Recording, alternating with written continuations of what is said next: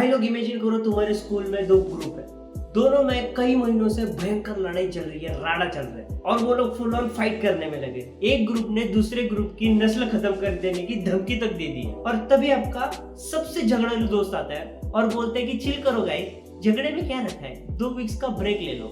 और वो लोग मान भी जाते हैं और पिछले एक दिन में एग्जैक्टली यही सीन ग्लोबल लेवल पे हुआ। पिछले 1.5 महीने से चल रही ईरान और यूएसए की वॉर में अचानक से सीज फायर हो गया और वो भी किसके कहने से, पाकिस्तान के कहने से। मतलब फुल ऑन ग्रुप प्रोजेक्ट वाली वाइब कि काम कोई और ही कर रहा है और क्रेडिट कोई और ही लेके जा रहा है। तुम लोग बस प्लॉट ट्विस्ट को सुनो, ये मुझे बिल्कुल नेटफ्लिक्स के वेब सीरीज की तरह लग रहा है। 7 अप्रैल को सुबह 7:30 के आसपास डोनाल्ड ट्रंप ने खतरनाक ट्वीट डाला अपने ट्रूथ सोशल पर कि ईरान को तबाह कर दूंगा, सिविलाइजेशन नष्ट कर दूंगा, ये कर दूंगा, वो कर दूंगा, आग लगा डालूंगा। और 8 अप्रैल की सुबह 12 बजे, वैसे मैं ये सब इंडियन स्टैंडर्ड टाइम के हिसाब से बता रहा हूँ तो ये बात ध्यान में रखना।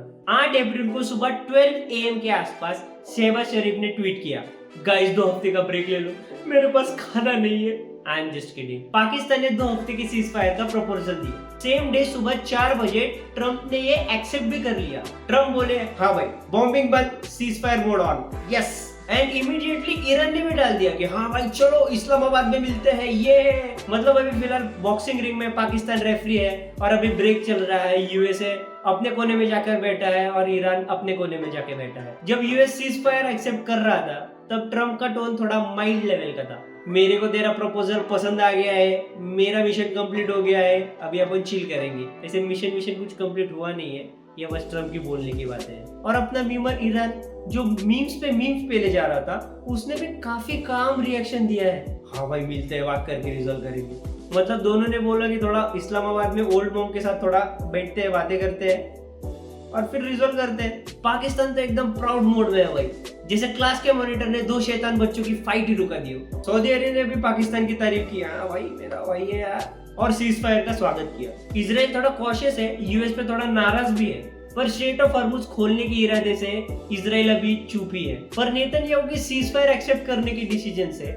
उनके ही अपोजिशन से उनको काफी बैकलैश मिल रहा है। पर ठीक है, ये थोड़ा अलग टॉपिक है, इसके बारे में फिलहाल बात नहीं करते। पर आप देख रहे हो ये क्लासिक ग्रुप प्रोजेक्ट डायनेमिक है, सबको अपना अपना फायदा देखना है। EU, चाइना, इंडिया, इन तीनों ने एक ही टोन में बात की, गुड मूव भाई, शांति बनाओ और तेल सस्ते में लाओ। पर वही रशिया ने थोड़ा सा स्पाइसी कमेंट डाल दिया, क्रशिंग डिफीट करके। अब ग्रुप में कोई ना कोई ऐसा होता ही है कि एक आदमी उंगली कर ही देता है और वो रूस बन गया।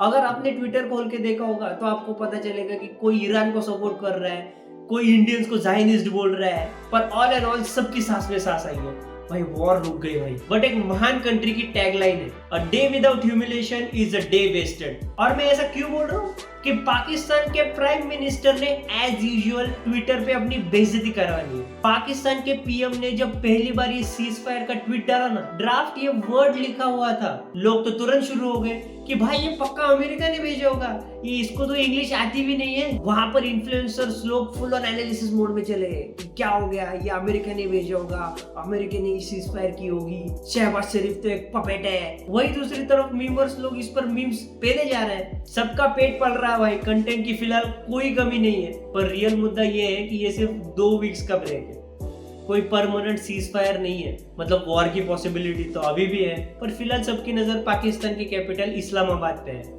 कि आगे क्या होगा। पर अब ये देखने वाली बात होगी कि पाकिस्तान क्या सच में परमानेंट सीज फायर ला पाएगा या फिर हमें इस वॉर का सीजन 2 भी देखना पड़ेगा। मतलब फिलहाल सारे देश तो सेलिब्रेट कर रहे हैं कि वॉर पॉज हो गई, हमें तेल सस्ते में मिलेगा, पर ये 2 वीक का टाइम आउट कभी भी खत्म हो सकता है, वी नेवर नो। अब ये देखने वाली बात है कि ये ब्रेक प्रोडक्टिव होता है या फिर ये अगले वॉर का बिल्डअप है। आपको क्या लगता है कि ये लॉन्ग टर्म असली वाला पीस है या फिर एक टेम्परेरी जुगाड़ है? कमेंट्स में बताओ।